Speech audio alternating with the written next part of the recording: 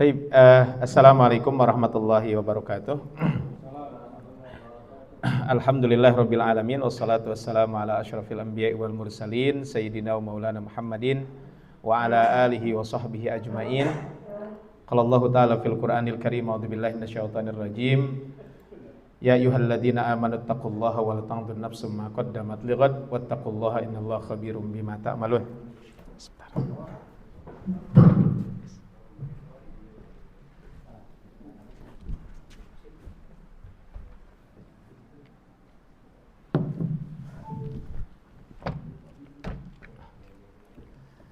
Baik, yang sama-sama kita hormati Ketua PDM beserta jajaran pleno, kemudian juga Bapak Ibu yang hadir baik secara online.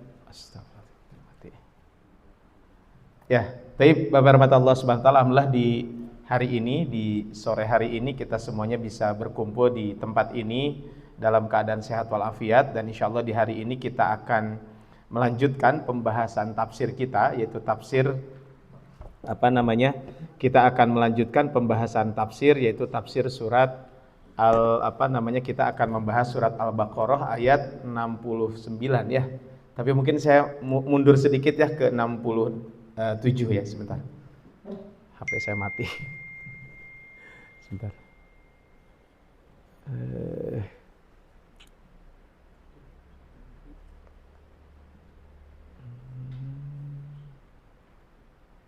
Kok kesini sih?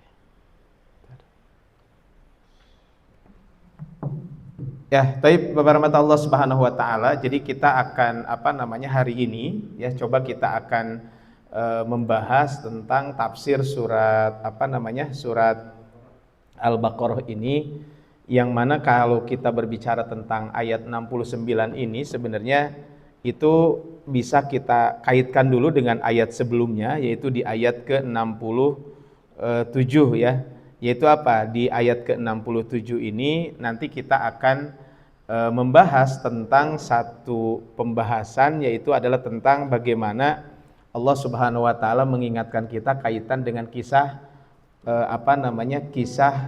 yang berbicara tentang pembunuhan gitu ya. Ini kisah tentang pembunuhan, yang mana kalau kita berbicara tentang pembunuhannya, kemudian di cerita itu disebutkan bahwa dalam pembunuhan tersebut ada seorang keponakan membunuh pamannya, yang mana paman tersebut tidak punya anak. Ya, kemudian ketika paman tersebut tidak punya anak, kemudian Kemudian si jenazahnya itu dibuang. Nah, ketika jenazahnya tersebut dibuang, kemudian Kemudian ketika dibuang jenazahnya tersebut, dibuang di satu kampung yang lain. Dan ketika dibuang di kampung tersebut, akhirnya Akhirnya terjadilah tuduhan bahwa yang membunuh orang tersebut adalah siapa? Yang membunuh orang tersebut adalah orang kampung tersebut. Nah, singkat cerita, akhirnya Akhirnya ketika itu, karena terjadi, ya dituduh ini membunuh dan lain sebagainya, kemudian hampir terjadi peperangan. Jadi hampir terjadi peperangan antara dua kelompok tersebut. Nah, kemudian akhirnya mereka mengatakan, kalau begitu tanya saja kepada Nabi Musa alaihissalatu wassalam. Maksudnya kita tanyakan kepada Nabi Musa. Kenapa kita tanyakan kepada Nabi Musa? Kita minta petunjuk Nabi Musa seperti apa.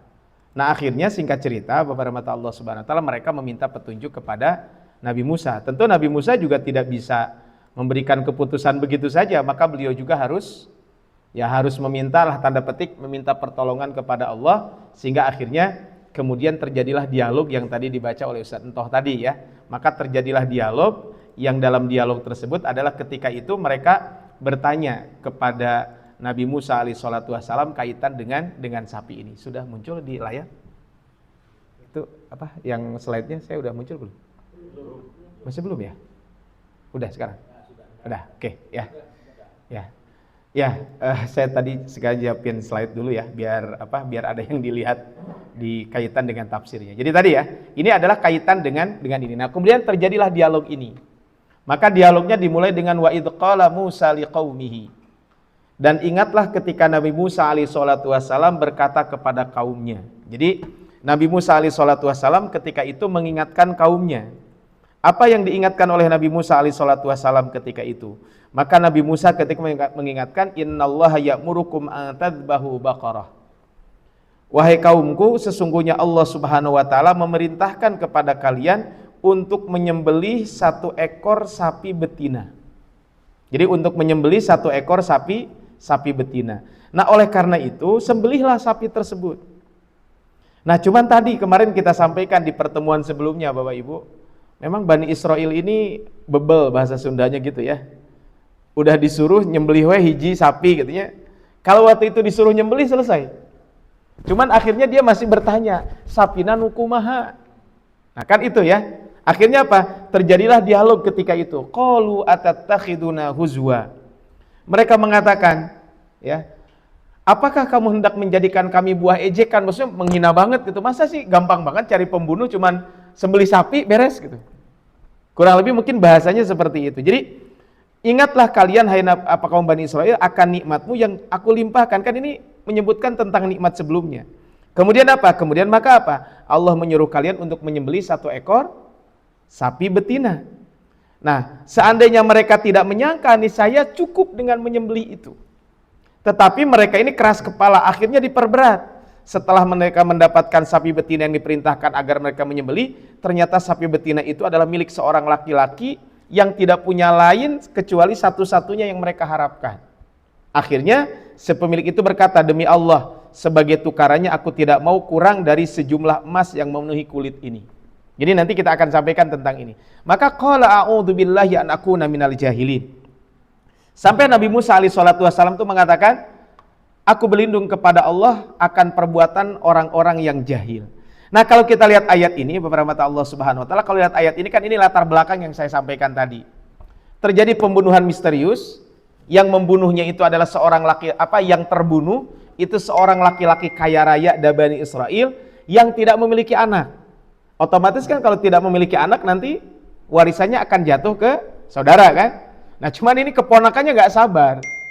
Ameh tere bunuh we gitu. Maka ada kaidah fikih, Pak, manista jala bi syai'in qabla awanihi, siapa yang ingin mendapatkan sesuatu sebelum waktunya, hurima, maka apa? Maka orang tersebut akan dihukum dengan apa? Maka akan dihukum dengan tidak boleh mengambil tersebut. Makanya para ulama mengatakan, ya, kaitan dengan ada hadis Nabi bahwa apa? Pembunuh itu tidak akan mendapatkan warisan. Salah satunya adalah tadi karena dia ingin mendapatkan sesuatu sebelum waktunya. Maka ini adalah ini kaitan dengan bab ini. Kemudian apa? Tuduhan dan fitnah. Nah, si pembunuh ini untuk menghilangkan jejak disimpanlah di satu kampung. Nah, kemudian apa? Ia menuduh, lalu menuduh penduduk kota itu yang melakukannya. Hampir terjadi perang, kemudian bertanyalah kepada Nabi Musa alaihissalatu wassalam. Maka di sini adalah kata mereka apa? Wa idh qala Musa liqaumihi, ketika Nabi Musa berkata kepada kaumnya, ya. Apa yang disampaikan oleh Nabi Musa? Kata Allah Subhanahu wa taala ketika itu apa? Innallaha ya'murukum an tadbahu baqarah. Qalu atattakhiduna huzwa. Mereka mengatakan, apakah kamu hendak menjadikan kami ini buah ejekan? Sikap ini menunjukkan kebiasaan buruk mereka, selalu mempertanyakan dan meragukan perintah Allah. Bahkan ketika perintah itu datang dari Nabi mereka sendiri, mereka nggak percaya. Nah, inilah satu sikap yang memang tidak boleh. Nah, sehingga apa? Dari ayat ini sebenarnya nanti kita akan ambil pelajaran berharga, karena tadi kata Pak Ketua PDM juga, kita jangan hanya membaca, yang paling penting bagaimana aplikasi dalam kehidupan itu kan. Makanya saya coba tadi mencari kira-kira aplikasi dalam kehidupan ini bagaimana gitu kaitan dengan ayat ini. Nah, jawab Nabi Musa apa? Nabi Musa mengatakan, aku berlindung kepada Allah, ya, agar akan termasuk golongan orang-orang jahil. Maksudnya apa? Maksudnya ini menunjukkan bahwa mengejek perintah Allah adalah perbuatan orang-orang jahil. Maka dari sikap ini, nah ini Pak pelajarannya. Dari sikap mereka ini ada 3 poin penting kita perlu ambil ibrah. 1, ketaatan itu jangan banyak nanya, Pak. Seandainya mereka langsung menyembelih sapi betina beres. Cuman karena mereka bandel jadi susah. Ini saya sering sampaikan Pak ketika ngajar di kampus gitu ya. Saya bilang ke mahasiswa, kalau saya ngasih tugas jangan banyak tanya, kerjakan we. Karena semakin banyak pertanyaan, ya kan semakin susah. Saya waktu itu ngasih tugas ke mahasiswa. Saya bilang ini kerjakan. Ada yang nanya, Pak izin kerjakannya apakah pakai tulisan tangan atau pakai komputer? Kan sebenarnya nggak usah nanya, ya jawab gue gitu. Akhirnya kan saya bilang pakai tulisan tangan, kan lebih capek. Terus ini teh gimana? Saya bilang, kamu nggak usah nanya, udah kerjain aja. Ya kan, seperti itu. Nah, kalau ini kan Bani Israel kan disuruh sembelih, selesai sebenarnya. Cuman mereka banyak nanya. Konsekuensinya apa? Konsekuensi sikap keras kepala ini apa? Mereka mempersulit diri sendiri dengan banyak pertanyaan. Allah pun mempersulit mereka dengan spesifikasi yang sangat detail. Makanya Pak, di dalam satu hadis itu Rasul mengatakan, salah satu kebinasaan umat sebelum kalian itu kan dua. Jadi ketika Rasulullah SAW mengatakan, kebinasaan umat-umat sebelum kalian itu dua. Satu adalah kasratu masailihi, banyak pertanyaannya. Nanti saya akan sampaikan Pak. Ada pertanyaan yang memang tidak boleh ditanyakan, tapi ada juga pertanyaan yang memang kalau mau ditanyakan boleh-boleh saja. Tapi dengan ayat ini jangan sampai mengatakan, "Wah, berarti cek Ustaz ge cenah tong loba." Nanya. Ya ari perlu ditanyakan Bapak enggak apa-apa ya. Nah, hikmahnya apa Pak?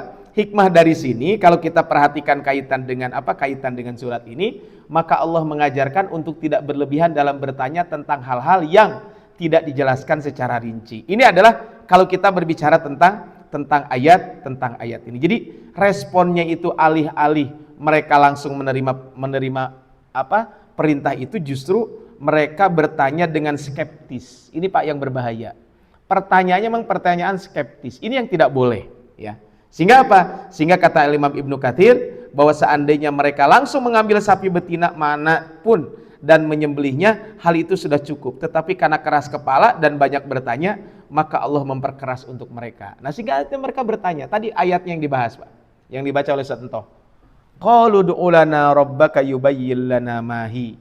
Mereka bertanya, mohonkan kepada Tuhanmu untuk kami agar dia menerangkan kepada kami sapi betina apakah itu. Kan tadi Baqarah sapi betina beres, rek nu leutik nu gede gitunya bebas. Tapi karena mereka nanya akhirnya apa? Mempersulit diri. Sehingga mengatakan qalu. Kemudian dijawab Bapak Ibu di dalam Al-Qur'an, qalu, kemudian dijawab. Sapi betinanya seperti apa? Innaha baqaratun la faridun wala bikrun. Sapi betinanya itu adalah sapi betina yang tidak tua dan tidak muda. Awanum baina dzalika. Yaitu apa? Sapi betina tersebut pertengahan di antara keduanya. Kalau kita lihat di dalam tafsir Ibnu Katsir Bapak Ibu, kaitan dengan ayat ini, awanum baina dzalika. Kan begitu ya? Bahwa disebutkan di dalam ayat ini bahwa awanum baina dzalika, yaitu pertengahan antara usia muda dan tua. Dalam seusia itu biasanya binatang ternak antara lain sapi sedang dalam usia puncak kekuatannya dan dalam kondisi paling baik. Hal semisal diriwayatkan oleh Ikrimah, Mujahid dan lain sebagainya. Kata Imam As-Saddi, awanum baina dzalika itu apa? Sapi betina yang telah melahirkan anaknya, lalu anaknya itu telah beranak lagi. Lebih susah deh banyak. Jadi awanum baina dzalika itu apa? Sapi betina tidak tua, tidak muda, tapi sapi betina melahirkan anak, anakna geus ngalahirkeun deui. Atau jadi incuan, Pak. Tapi kan susah paneanganana sok ayeuna Bapak bisa neangan incu sapi? Sok saha di dieu peternak sapi susah, Pak. Sapi incuan coba kan bingung. Kan kadang kumaha mun geus kajual, Pak. Kumaha kan kita bingung. Nah rata-rata kan kalau sapi jarang lah nu sampai incuan banyak. Biasanya beranak sembelih apa yang betina apa yang ibunya disembelih kemudian nanti kan anaknya terus kan berkembang biak seperti itu. Kata Imam Ibnu Jurayj mengatakan siapa yang memakai sendal kulit yang ini awanum baina dzalika. Nah, sehubungan dengan sapi betina bahwa sapi betina itu adalah sapi betina liar. Sebagian mengatakan begitu. Awanum baina dzalika. Kata Allah faf'alu ma tu'marun. Kerjakanlah apa yang diperintahkan untuk kalian. Maka di sini, Pak, spesifik betinanya apa? Disebutkan dalam ayat tadi disebutkan apa? Baqaratun la faridun wala bikrun. Sapi yang sudah tua dan tidak beranak lagi. Bikrun sapi yang belum pernah beranak atau baru sekali beranak. Awanum baina dzalika sapi antara usia puncak kekuatan dan kondisi terbaik. Namun mereka ternyata dengan dikasih ini aja belum puas. Masih nanya. Kan lebih susah, Pak. Jadi kalau faridun itu kata Imam Ibnu Katsir, sapi yang sudah tua tapi tidak beranak lagi. Gimana Pak caranya ya? Kan berarti meureun ayeuna mah kudu ka dokter hewan ya. Iya kan? Terus bikrun sapi belum beranak atau baru sekali beranak. Makanya tadi disebutkan kata Imam As-Saddi, baru beranak, terus apa? Setelah itu anaknya baru beranak lagi. Awanum baina dzalika. Tapi antara keduanya tersebut makin susah, Pak. Apalagi kalau disuruh nyari usia. Kalau suruh nyari usia kenapa susah? Karena kan sapi mah moal aya akte kelahiran, Pak. Di kaduk capil lagi moal penak, Pak. Nah, ini kan pertanyaan pertama. Qalud ulana rabbaka yubayyin lana mahi. Kemudian qalud ulana rabbaka yubayyin lana ma launuha. Nanya deui, Pak. Tah ayeuna pertanyaan naon? Sok atuh sapina warnana kumaha? Anu tadi ge can kajawab, Pak. Belum ketemu. Sekarang disuruh nyari. Nyarinya apa? Nyarinya adalah yubayyin lana ma launuha. Warnanya apa? Lebih hese deui, Pak. Coba apa? Safraun apa? Innaha baqaratun safraun faqi'un launuha tasurrun nadhirin. Sapi betina itu adalah sapi betina yang kuning tua warnanya, lagi menyenangkan orang-orang mendengarnya. Orang-orang yang melihatnya. Kata para ulama, faqi'ul launuha itu adalah kuning tua warnanya. Ada lagi yang mengatakan kuningnya itu sangat kuat. Ada lagi yang mengatakan bersih dan mulus warnanya, yaitu kuning mulus. Hal yang semisal juga disampaikan oleh para ulama lain. Ada lagi mengatakan warnanya tuh bersih, jadi mun kuning teh kuning nggak ada sama sekali, nggak ada coraknya. Ada lagi sebagian mengatakan faqi'ul launuha itu adalah, maksud safron itu adalah hitamnya tuh legam, nggak ada tanda sama sekali selain warna itu. Tasurrun nadhirin, yang membuat kagum orang-orang memandang. Kan ini semakin sulit, Pak.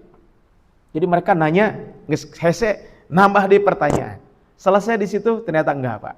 Kalau di sini kan di sini sebutkan kuning tua, safraun faqi'un. Warna kuning yang sangat kuat dan mulus, hampir terlihat seperti putih karena sakat kuningnya. Warna yang bersih tanpa bercampur warna lain. Menyenangkan orang melihat, sapi indah ini dipandang oleh orang tuh senang orang melihatnya. Ini menunjukkan keindahan luar biasa dari sapi yang dimaksud. Selesai di situ, Pak? Enggak. Pertanyaan ketiga. Qalud ulana rabbaka yubayyin lana ma hiya. Innal baqara tasyabaha alaina wa inna insyaallahu lamuhtadun. Nanya berikutnya, Pak. Petunjuk lagi, sapinya belum jelas buat saya, padahal udah jelas. Tidak pernah bukan tua, bukan muda, kan kurang lebih begitu. Warnanya kuning. Kuningnya adalah kuning sehingga orang senang melihatnya. Teu cukup, itu masih ragu, cenah mun urang mah masih kena loba nu kitu mah. Akhirnya nanya lagi, seperti apa hakikat betina itu? Sapi itu. Kemudian Allah mengatakan, kemudian sapi tersebut adalah masih samar bagi kami dan sungguh kami insya Allah akan mendapatkan petunjuk. Kemudian Nabi Musa mengatakan, innahu yaqulu innaha baqaratul la dalulun tusirul arda wala taskil harsa musallamatul la syiyata fiha. Sapi betina itu adalah sapi betina yang belum pernah dipakai untuk membajak tanah dan tidak pula untuk mengairi tanaman. Karena biasanya, Pak, kalau sapi di zaman dulu itu apa? Digunakan untuk membajak sawah. Hari ini juga sama ya, di beberapa tempat. Kalau di kampung saya memang nggak ada sapi. Tapi sapi biasanya di kampung saya kalau untuk membajak sawahnya pakai munding, Mbak, kerbau. Tapi di beberapa kayak di Madura mah pakai sapi ya.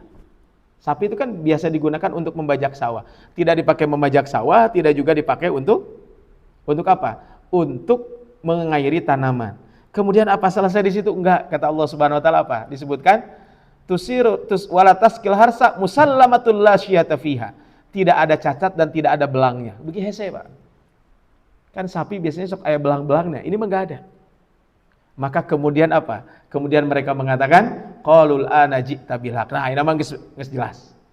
Padzabahu wa ma kadu yaf'alun. Kemudian mereka menyembelih dan hampir saja mereka di sini wa ma kadu yaf'alun. Hampir saja mereka tidak bisa menyembelih.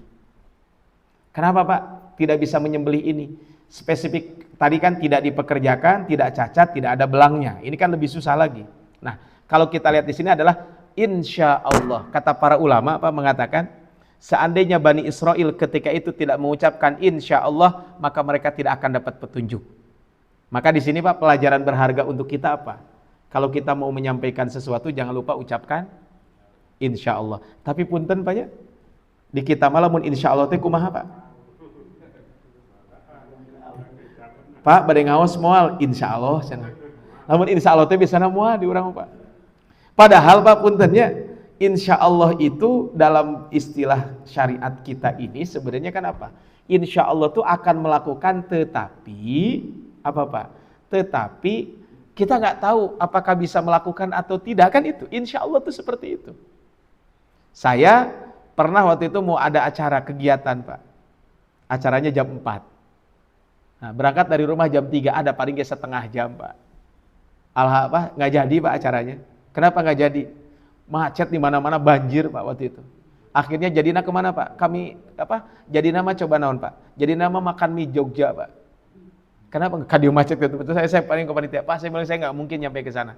Terus gimana tuh Pak Ustadz? Ya gimana lagi Pak, saya bilang ini saya kejebak macet. Saya jam 5 baru Pak bisa sampai di itu pun bukan ke lokasi, ke tempat lain. Gimana Pak jam 5? Udahlah Pak saya mohon izin, saya bilang saya nggak bisa. Kan dari jam 4 udah 1 jam Pak. Tapi kan kita nggak tahu. Itu kan insya Allah, insya Allah kita sudah mengagendakan. Nah yang jangan begini, insya Allah pada ikut, padahal nggak mengagendakan nggak apa-apa. Nah, ini yang salah di kita kan seperti itu ya. Makanya pentingnya mengucapkan insya Allah dalam setiap rencana dan harapan kita. Ini menunjukkan apa? Ketergantungan ini hanya kepada Allah Subhanahu wa Ta'ala. Nah, Bapak Ibu, ini kalau kita lihat kaitan dengan surat ini ya. Ini adalah kaitan dengan dialog ini. Maka ibarat Allah Subhanahu wa Ta'ala, Bapak Ibu, ini kalau kita perhatikan kan sapinya tadi ya. Kalau kita perhatikan sapinya itu adalah tidak muda, tidak tua, kan kurang lebih begitu ya. Warnanya kuning, tidak pernah dipakai membajak sawah, tidak pernah mengairi air, tidak cacat, tidak ada belangnya, kuningnya mulus. Ibaratnya Bapak, ini saya pernah ikut dulu acara ini, acara pelatihan perdukunan, tapi saya bukan jadi dukun. Saya dulu pernah ikut acara ini Pak, ikut acara Dauratus Syaharati wal Musa'wadhin. Jadi daurah pelatihan tentang dunia sihir dan ya jampe-jampe kayak gitulah. Itu trenernya Syekh Adil bin Thahir Al-Muqbil. Beliau ini adalah polisi syariah di Arab Saudi, khusus menangani sihir. Beliau pernah ke Indonesia, pernah di TPRI, waktu itu ada diterjemah oleh Ustadz Budiansah, dosen kami ketika itu di Jakarta. Diterjemahkan, itu cukup bagus Pak. Nah salah satunya Pak, ibaratnya gini, kalau di dunia perdukunan itu kadang suka minta yang aneh-aneh Pak. Coba, minta aneh kumaha Pak? Di dunia perdukunan itu sok minta aneh tuh, minta hayam camani anu hideung kabeh Pak, lahir malam Jumat Kliwon. Kira-kira Bapak bisa mendatangkan Pak? Ada susah tuh Pak, malam Jumat Kliwon, Bapak memang bisa ngali kan enggak? Nah kata dukun, nah ini saya bisa punya ini. Nah kenapa? Ya karena mereka memang tujuannya, kalau dukun itu kan tujuan utamanya apa Pak? Dia mencari duit. Dukun itu dua Pak, tujuan utamanya. Satu cari duit, yang kedua dia cari ketenaran. Makanya ada istilah mahar dan lain sebagainya. Nah, tapi kan kalau mereka memang sengaja Pak nyari yang aneh-aneh supaya tidak bisa. Tapi kan kalau Bani Israel beda. Dia sendiri yang nyari yang aneh-aneh. Padahal Allah memerintahkannya Pak, sembelih ini beres. Akhirnya mempersulit diri. Nah, akhirnya kan kata Imam As-Saddi, sapi betina dengan spesifik yang tadi itu ternyata dimiliki oleh seorang pemuda. Pemuda yang berbakti kepada ayahnya. Dalam hadisnya mengatakan ibunya gitu ya. Ujian kebaktiannya apa? Suatu hari ada pedagang mutiara datang menawarkan mutiara seharga 70.000 dirham. Ini pernah saya sampaikan di bulan yang lalu. Karena ada yang nanya. Memang zaman dulu sudah ada dirham. Ya dirham itu kan mata uang yang cukup lama. Dia terbuat dari perak. Cuman kan istilah dirham memang dikenal di bangsa Arab ketika itu. Intinya mah dengan jumlah uang terbuat dari perak. Saat itu ayahnya sedang tidur dan kunci berangkas ada di bawah bantalnya. Kemudian anak ini menolak membangunkan ayahnya. Gak mau saya bangunin ayah saya. Kenapa? Saya khawatir ayah saya ini bangun. Sampai Pak, akhirnya 300.000 dirham pun diturunin harganya. Dari 70.000 menjadi 30.000. Udahlah 30.000 aja beli. Enggak, saya nggak bakalan beli. Saya suka mutiara itu. Tapi saya nggak berani bangunin ayah saya. Sampai akhirnya si anak muda itu mengatakan, saya suka dengan barang kamu. Tunggu ayah saya bangun, saya beli 100.000. Kalau di tambahan naik Pak, 700.000 kan biasanya mah nawar mah turunnya, iman nawarnya naik.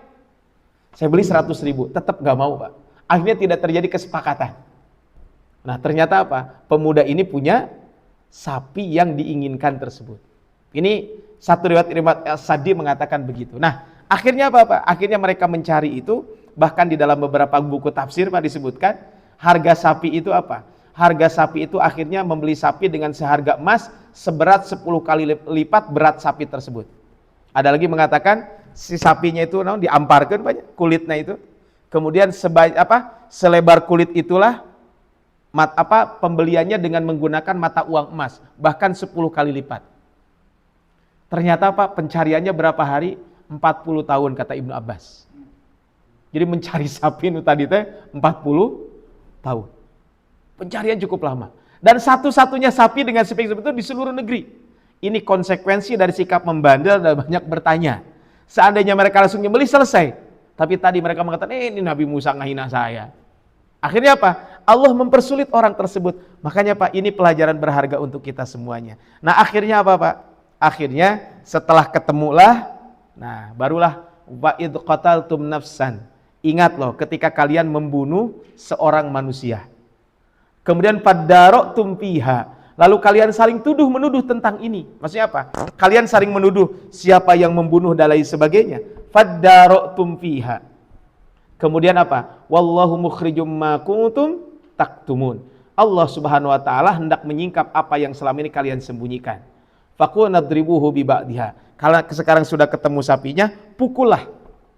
Ya, pukullah mayat itu dengan bagian anggota sapi tersebut. Kemudian kadzalika yuhyillahu. Begitulah Allah Subhanahu wa taala menghidupkan orang yang telah meninggal dunia. Apa? Kadzalika yuhyillahul mauta wa yuriikum ayatihi la'allakum ta'qilun. Memang sebagian riwayatnya mengatakan sapi dengan spesifik tersebut hanya ditemukan oleh seorang nenek yang memelihara anak yatim. Jadi ada dua riwayat, Pak.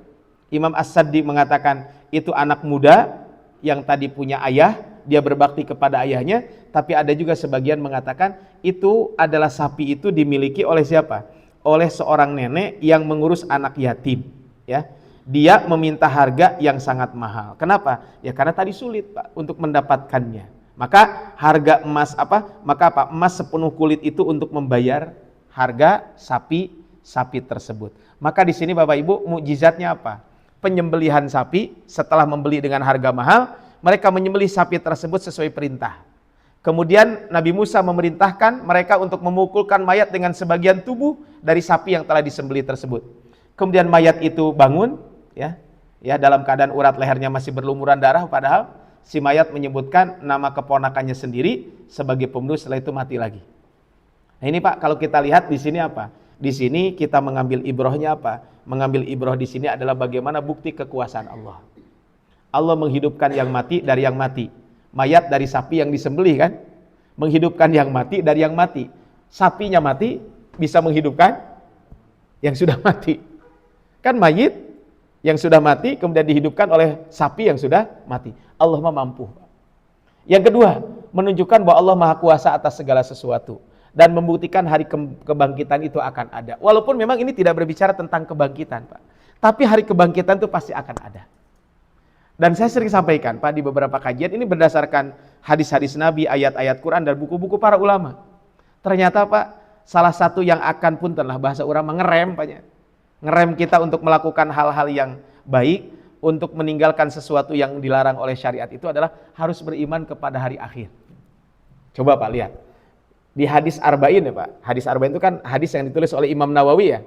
Jadi hadis yang ditulis oleh Imam Nawawi itu kan 40 hadis Arba'in. Dulu saya di pesantren itu Pak syarat lulus Pak. Jadi saya dulu di pesantren itu syarat lulus itu harus sekali duduk baca dari hadis 1 sampai hadis 42. Jadi sekali duduk di luar tidak boleh lihat buku. Itu dulu saya ingat, mohon doanya nih yang dulu saya setor itu ke Ustadz Mubayyin. Beliau kena glukoma. Saya baru dapat info beberapa hari yang lalu, itu beliau terkena glukoma. Itu saya setornya ke beliau.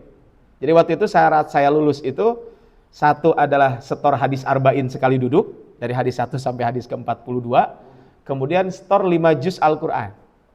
Tapi kalau 5 juz Al-Qur'an 5 kali duduk. Jadi sehari 1 juz. Jadi 1 juz. Nah, yaitu penentuan kelulusan. Nyata eta upami teu setornya berarti enggak lulus.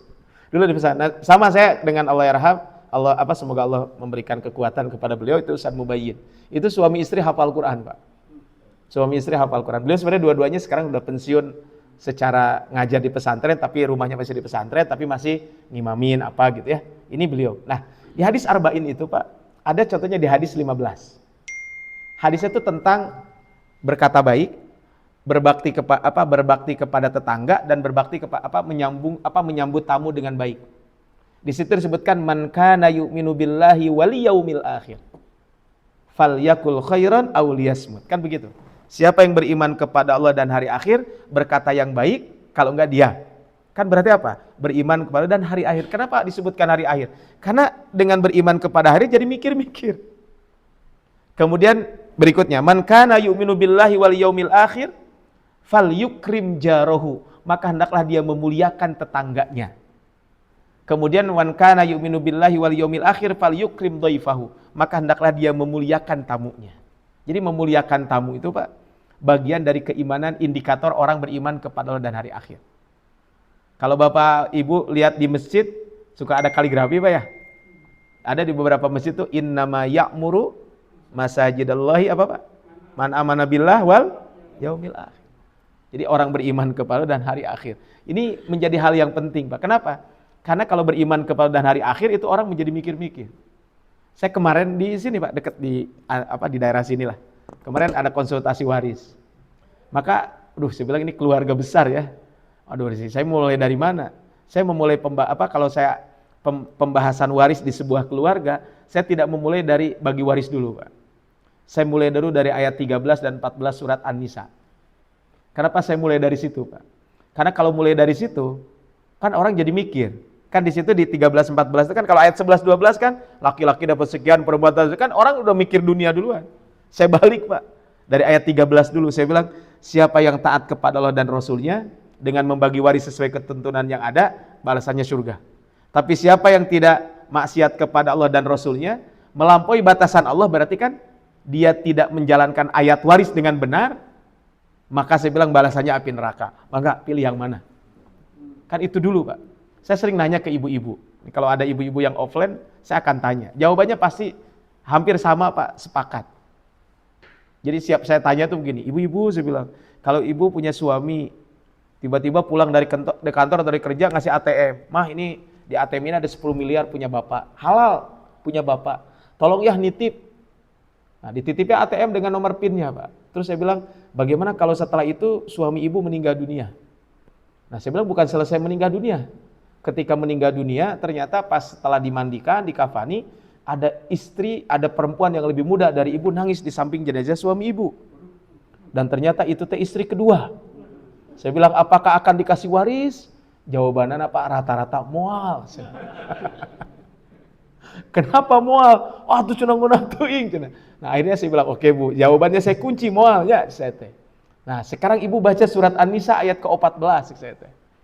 Siapa yang maksiat kepada Allah dan Rasul-Nya dan tidak mau dan melampaui batasan Allah, balasannya api neraka. Kira-kira mau dikasih waris atau mual? Jempe Pak. Rek dibagi waris, sebenarnya lebar, dibagi waris, si neraka. Nah ini Pak, jadi untuk ngerem tuh itu ya. Makanya tadi dengan adanya ini kan berarti apa? Allah bisa membangkitkan yang masih hidup. Orang yang sudah meninggal Allah bangkitkan kan bisa. Nah salah satunya tadi si mayit ini Pak, yang sudah meninggal ini apa? Cuman dipukulin, bangun, yang ngebunuh saya keponakan saya, terus meninggal di. Sehingga apa? Di sini adalah berarti bukti kekuasaan Allah. Yang kedua apa? Hikmah mukjizat yang ada tadi. Penyingkapan kebenaran. Tidak ada yang tersembunyi dari Allah. Kebenaran pasti terungkap meski diusahakan, disembunyikan. Dan keadilan Allah pasti ditegakkan. Maksudnya gini Pak. Jadi gini kan, penyingkapan kebenaran itu walaupun kita sembunyikan, Allah Maha tahu. Lambat laun kebenaran itu akan terungkap. Kalau tidak terungkap di dunia, keadilan Allah pasti akan ditegakkan. Alaihissallahu biahkamil hakimin. Makanya Pak di dalam kitab At-Tibyan fi Adabi Hamalatil Quran ada satu riwayat kalau baca ayat ini, bala wa ana ala dzalika minasyahidin. Jadi kalau ada orang baca itu maka apa? Baca bala wa ana ala dzalika minasyahidin. Itu di dalam kitab At-Tibyan yang ditulis oleh Imam Nawawi, At-Tibyan fi Adabi Hamalatil Quran. Nah ini beliau mengutip satu hadis Nabi SAW. Artinya apa? Keadilan Allah pasti ada. Ya kan kadang gitu ya, sebuah kejahatan itu mungkin ketahuannya setelah sekian tahun gitu ya. Ya kan? Banyak Pak, orang menyingkap tuh gitu. Sekarang mungkin Pak ya, itu punten ya, kita doakan ya. Subhanallah ya, Muhammadiyah kemarin satu Jumat ya berhasil mengumpulkan 70 miliar di sholat Jumat aja. Jadi ternyata Pak, kalau barang-barang mah bisa jadi gede ya. Tadi tina kenceleng masjid Pak. Jeung kenceleng masjid Bapak rata-rata teh marawa bedog Pak. Sok Bapak mau ngitung kenceng masjid marawa bedog Pak. Duit 2.000 Pak, bedog kan. Pedang banyak, bawa pedang Pak. Dan ternyata Pak, uang itu semakin kecil, coba Pak. semakin kecil itu fotonya semakin cemberut, Pak. Sok Bapak kayaknya tinggal 100.000, sebenarnya Pak 50.000, 20.000, semakin kecil teh semakin cemberut Pak fotonya. Nah, kan tadi Pak, nah di Sumatera kan kejadian, ya kita doakanlah saudara-saudara kita yang ada di sana ya, di Sumatera Barat, Sumatera Utara, dan di Aceh ya. Kemarin baru kejadian di Guci ya, tapi nggak tahu ada korban atau enggak ya. Cuman kan ngeri aja lah lihatnya gitu ya, tapi kan itu sungai ya. Tapi kan Pak, mungkin bisa jadi Pak, itu ada mungkin oknum-oknum tertentu yang tadi, ya hutan dibabat jadi sesuatu lah gitu ya, sehingga jadi ini, jadi itu, akhirnya apa? Ya kelihatan sekarang, kan begitu banjir kan kemana-mana. Nah ini menunjukkan apa? Pasti Pak suatu saat akan terungkap kebenaran ini. Bisa jadi Pak kalau sedang berkuasa orang segan untuk mengungkap, tapi kan bagi Allah mah mudah aja. Dan Allah tuh naikin orang tuh naik, turun semudah itu. Makanya kan di dalam kalau di salah satu masjid itu Pak, atau di salah satu organisasi itu ada suka baca Pak, di pagi hari dan sore itu membaca qulillahumma malikal mulki tu'til mulka man tasya wa tanzi'ul mulka mimman tasya wa tu'izzu man tasya wa tudhillu man tasya biyadikal khair. Qulillahumma malikal mulki, katakan malikal mulki, Allah itu raja di raja. Tu'til mulka man tasya, Allah berikan kekuasaan siapa yang Allah kehendaki. Wa tanzi'ul mulka mimman tasya, Allah ambil kekuasaan terhadap apa yang Allah kehendaki. Wa tu'izzu man tasya, Allah angkat derajat orang. Wa tudhillu, Allah rendahkan. Biyadikal khair. Ya, ini Bapak Ibu sangat mudah gitu bagi Allah Subhanahu wa taala. Di Jawa Barat ini di bulan ini sudah berapa kepala daerah Pak yang ketangkep? Ya, kita tidak melihat salah atau benar ya, cuman secara secara di awal kan sudah berapa kepala daerah Pak yang ketangkep. Ya, kemarin kan terakhir di Bekasi ya. Ya tahu di Bekasi mah subhanallah Pak kompak gitu aja. Bapak jeung anak gitu nya. Itu kan ya salah atau tidak kan kita belum tahu ya. Cuman kan secara zohir kan ya sudah ada bukti dan lain sebagainya. Kan bisa kita bayangkan Pak. Kalau kita lihat maka apa? Kalau dia mengingat alaihissallahu bi ahkamil hakim ini di dunia bisa bebas mah enggak, tapi di akhirat mah mau bisa gitu kan. Seperti ini. Tapi Pak, kalau Bapak nanti baca surat Al-Baqarah Pak, kalau Bapak surat Al-Baqarah dibaca, itu surat Al-Baqarah itu nanti ada 5 kisah orang Allah 5 kisah Allah menghidupkan orang yang mati. Ada 5 kisah Pak. Ya, ada 5 kisah. Kisah pertama adalah sudah kita bahas di bab sebelumnya. Yaitu apa? Di surat Al-Baqarah ayat 56. Kisah orang yang mati karena petir lalu dihidupkan kembali. Ya, summa ba'asnakum. Ya, kemudian kami bangkitkan kalian sesudah kalian mati. Itu di ayat 56. Kemudian yang kedua Pak, yang Allah hidupkan itu apa? Dalam surat Al-Baqarah 73 yang kita bahas. Faddaru'tum fiha. Kemudian apa? Faqunadribuhu bi ba'diha kadzalika yuhyillahul mauta. Kisah yang kita pelajari. Yang ketiga Pak, nanti di 243 itu nanti setelah ayat kursi, itu kan kisah siapa? Kisah bagaimana Allah berfirman kepada mereka, matilah kalian, kemudian Allah menghidupkan mereka.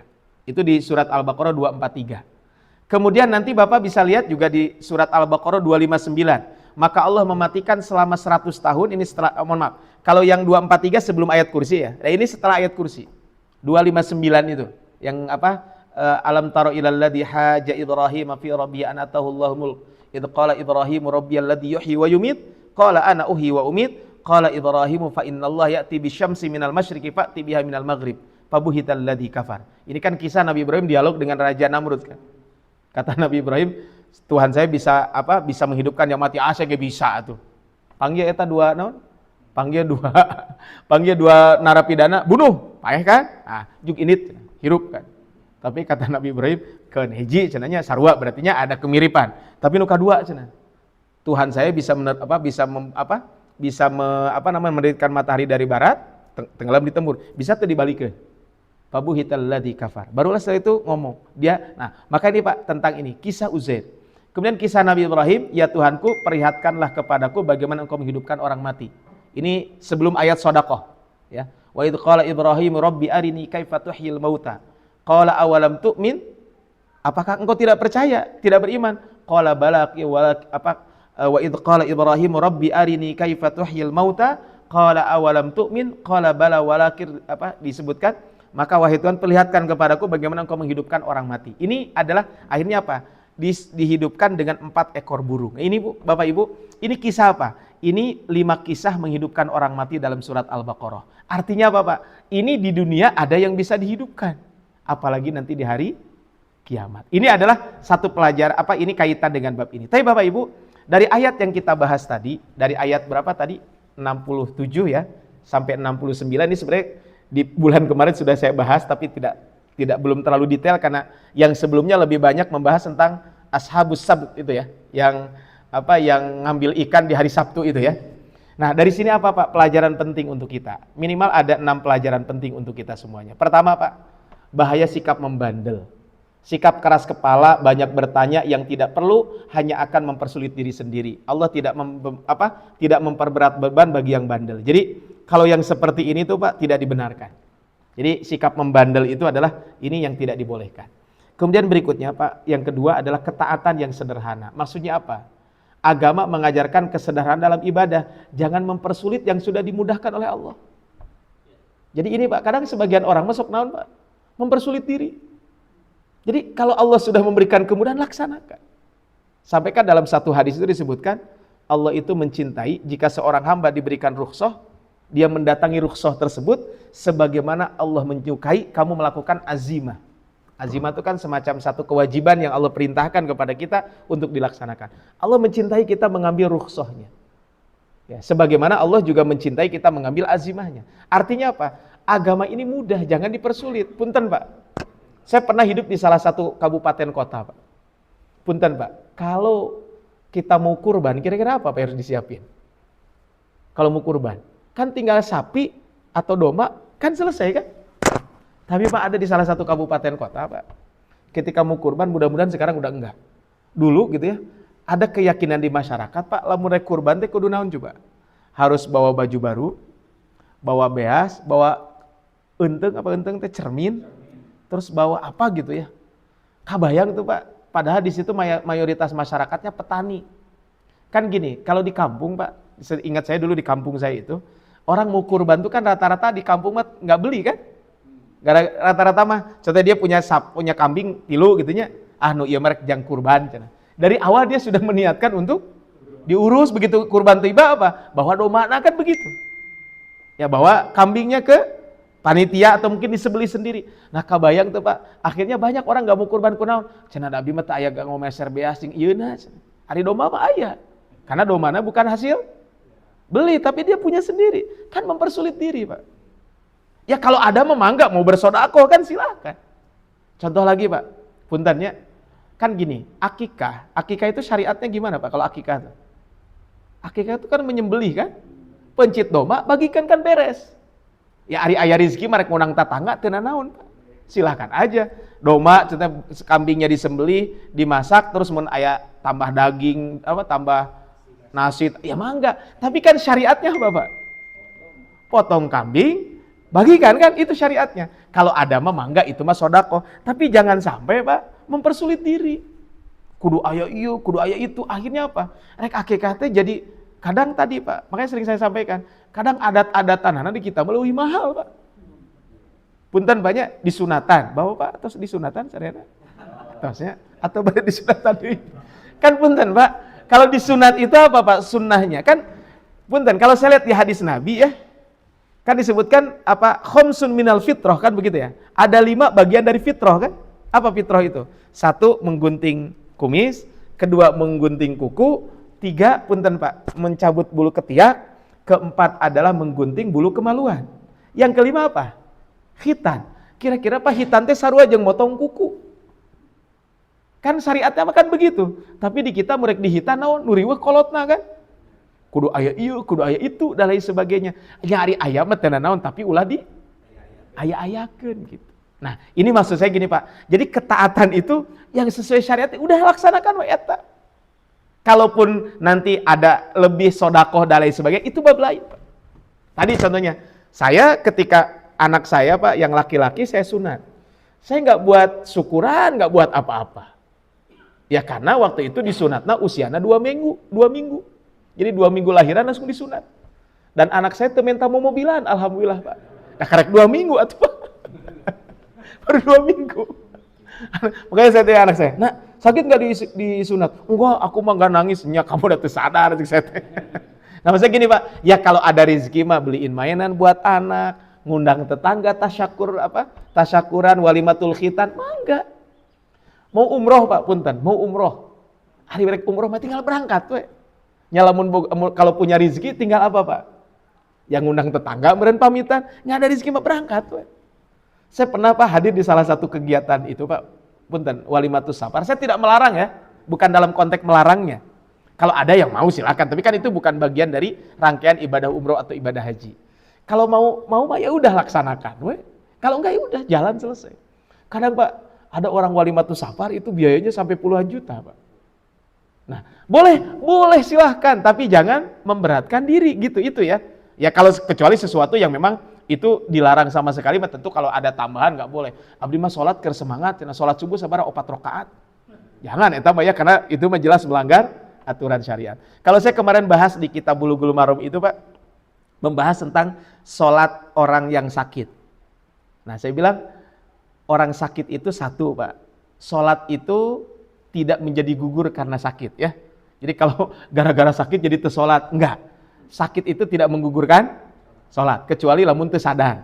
Tapi lamun geus sadar, ya sholat gitu kan, diganti yang karena tidak sadarnya. Artinya apa? Itu satu. Yang kedua saya bilang orang sakit itu punya keringanan, tapi keringanannya ulah ngarang saya teh.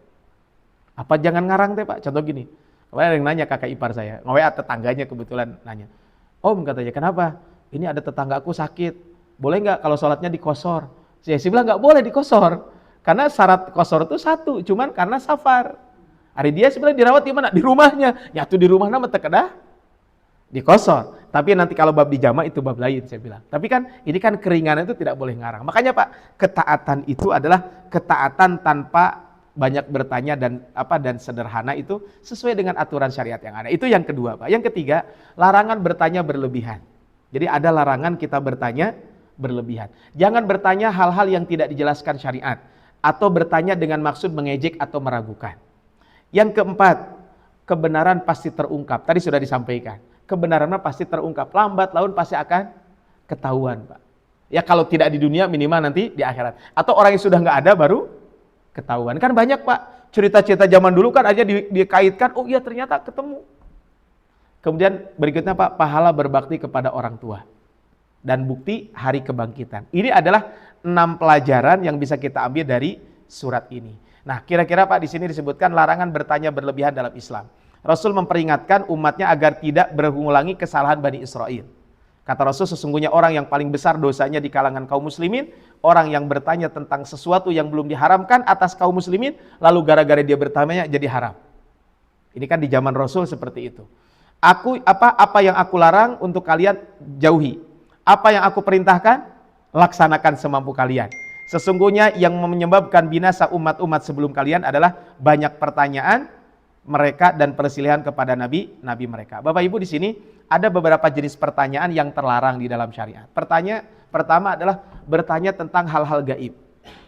Contoh, kapan hari kiamat? Nggak ada yang tahu Pak. Hari jumlah setan saya beriji Pak. Jumlah iblis gitunya. Ya nggak tahu, saya bilang jumlah iblis mada. Terus kalaupun tahu memang dikumahakeun kita sensus kan enggak. Hal-hal yang gaib jangan banyak bertanya Pak. Yang kedua, bertanya bukan untuk mengejek, ini nggak boleh. Nanya tapi untuk ngejek, untuk merendahkan orang, itu nggak boleh. Meragukan kebenaran ajaran agama, itu nggak boleh. Kan mulai Pak ada tuh. Contoh gini, ketika membahas tentang kisah Nabi Adam dengan dialog Nabi Adam kan, ketika malaikat disuruh sujud kepada Adam, fasajadu iblis, semua sujud kecuali iblis. Aba wastakbaro dan seterusnya. Kemudian kalau nanya, hari iblis gimana? Akan bertanya, untuk apa? Iblis itu makhluk paling bertauhid. Kenapa paling bertauhid? Itu iblis katanya. Disuruh sujud kepada Nabi Adam, gak mau. Karena dia tahu sujud yang benar itu hanya kepada gimana menurut Bapak? Kan? Jadi akhirnya apa? Mempertanyakan sesuatu yang akhirnya apa? Menjadi orang ragu. Kan ini gak boleh gitu ya. Jadi, tapi boleh gak bertanya? Ya pertanyaan mah tidak dilarang. Maka dalam Al-Quran, fas'alu ahla dzikri in kuntum la ta'lamun. Meminta tanda-tanda atau mukjizat karena sikap menentang dan membangkang, bukan untuk mencari kebenaran. Ini nggak boleh. Ini kan kisah Bani Israel tadi. Bertanya terhadap sesuatu yang tidak bermanfaat dan yang disembunyikan oleh syariat. Ya, contoh gini Pak, rinci apa bertanya tentang hal yang sengaja tidak dijelaskan oleh syariat karena ada hikmahnya di situ. Ini adalah kaitan dengan pertanyaan. Tapi Bapak Ibu, pelajaran yang sudah kita ambil, kira-kira apa aplikasi dalam kehidupan kumaha ayeuna? Kan penting ya, ini aplikasi di dalam kehidupan kita. Nah, pertama Pak, ini aplikasi dalam kehidupan kita adalah satu, taati perintah Allah itu dengan segera. Ini aplikasi dalam kehidupan. Makanya Pak ada hayya 'alas shalah, hayya 'alal falah. Jawabannya bukan jawaban yang seperti azan sebelumnya, Allahu Akbar jawab. Tapi hayya 'alas shalah la haula wala quwata illa billah. Artinya apa? Segera Pak. Kenapa harus bersegera? Ketika mendapatkan perintah yang jelas, segera laksanakan. Karena nggak ada yang tahu usia kita. Saya di GBI itu hari Selasa kemarin Pak, minggu yang lalu, itu ada orang yang meninggal dunia Pak, usianya 24 tahun. Bayinya baru punya anak 4 bulan. Meninggalnya kenapa? Meninggalnya itu adalah ketabrak truk atau apa gitu. Jadi kelindes. Jadi dia pulang kerja jam setengah malam lah, jam 10, di atas jam 10 lah, saya nggak tahu persisnya. Dijemput oleh suaminya, tapi pakai motor yang berbeda. Jadi suaminya itu ngejemput pakai motor, istrinya bawa motor karena kerjanya. Jadi istri kerja di tempat A, suaminya kerja di tempat B. Nah karena pulangnya malam dijemput oleh suaminya. Suaminya ngikutin dari belakang, kemudian dia pakai motor Pak. Terus tiba-tiba apa? Si motornya kan kalau motor mah kalau ada apa pasir atau apa ya?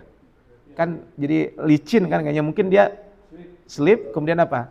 Jatuh Pak, ini badannya katanya ke lindes.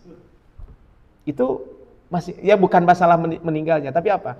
Kenapa kita harus segera melakukan itu? Jangan menunda-nunda kebaikan. Makanya di dalam kitab Riyadhus Shalihin, Al-Imam An-Nawawi itu menyebutkan Pak, ada satu hadis Rasul mengatakan begini, badiru bil a'mali sab'an. Segeralah kamu beramal sebelum datang 7 hal. Apa 7 hal tersebut? Hal tangtadiruna illa faqran mansiya. Apakah kamu menunggu fakir dulu? Biasanya kalau fakir mah banyak melupakan Pak. Atau kamu menunggu kaya dulu? Kalau kaya mah biasanya sombong. Atau kamu nunggu punten Pak. Punten ini mah bahasa saya. Kalau di situ kan nunggu masa tua dulu. Mun akhirnya meureun kayak abdi mah tenaga getol ngajina lamun geus pensiun. Nah, jangan nunggu masa tua dulu. Kenapa? Karena masa tua itu nanti banyak kekurangan. Ya kan semakin bertambah usia Pak, disadari atau tidak, pasti semakin berkurang kemampuan ya. Kekuatan pasti semakin berkurang. Yang keempat, jangan nunggu sakit dulu. Karena sakit itu nanti ya banyak melemahkan. Jangan menunggu hari kiamat. Karena seburuk-buruknya menunggu adalah hari kiamat. Kemudian jangan menunggu Dajjal. Karena seburuk-buruknya menunggu adalah menunggu Dajjal. Yang terakhir Pak, jangan menunggu kematian. Karena kematian itu bisa datang tiba-tiba. Artinya apa? Segera taati perintah Allah Subhanahu wa taala. Jangan ditunda-tunda. Ini adalah satu pelajaran berharga Pak dari ayat ini. Yang kedua Pak, ambil yang mudah dalam agama, tapi bukan mempermudah. Gitu ya. Jangan mempersulit dalam beragama, ambil kemudahan yang diberikan Allah. Rasul selalu memilih yang paling mudah di antara 2 pilihan bagi umatnya. Jadi kalau ada kemudahan, ambil. Di kita mah kadang-kadang suka mempersulit diri. Tapi tadi bukan arti kita namanya tatabu'ur rukhas, itu nggak boleh Pak. Mencari-cari kemudahan sehingga akhirnya dia melakukan satu amal ibadah yang tidak sesuai dengan tuntunan yang ada, itu akhirnya apa? Karena tatabu'ur rukhas, itu nggak boleh. Tapi kalau ada keringanan, ambil. Saya contoh Pak, kadang dalam setahun itu suka ada camping, ya kemah bakti Nusantara, Kembara. Saya ketika Kembara itu kadang ini Pak, karena 3 hari di luar kota biasanya. Kan ada ini Pak, ada keringanan yang Allah berikan apa? Mashul khuffain gitu ya. Kalau kita berwudu kan boleh tidak membuka sepatu, tapi cukup atas sepatu kita yang diusap. Dengan syarat sepatunya itu menutup mata kaki, kemudian dipakai sepatunya itu dalam keadaan suci, dan tidak pernah dilepas sepatu tersebut. Nah kan ini Pak, keringanan yang Allah berikan.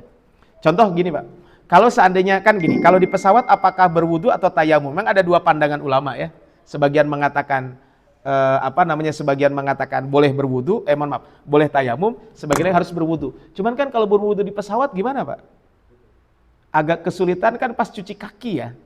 Maka apa? Saya sering sampaikan, kalau Bapak Ibu saya bilang masih ingin berwudu di pesawat, dan itu juga biasanya saya melakukan itu, maka apa? Pas giliran muka kan bisa di wastafel kan lebih mudah. Pas giliran kaki yang susah kan? Maka apa? Saya bilang sebelum naik pesawat kita wudu dulu dengan sempurna, pakai kaos kaki, pakai sepatu, kemudian apa? Ketika di pesawat cukup diusap sepatu saja. Ini kan keringanan yang Allah berikan. Ini yang disebut dengan mashul khuffain.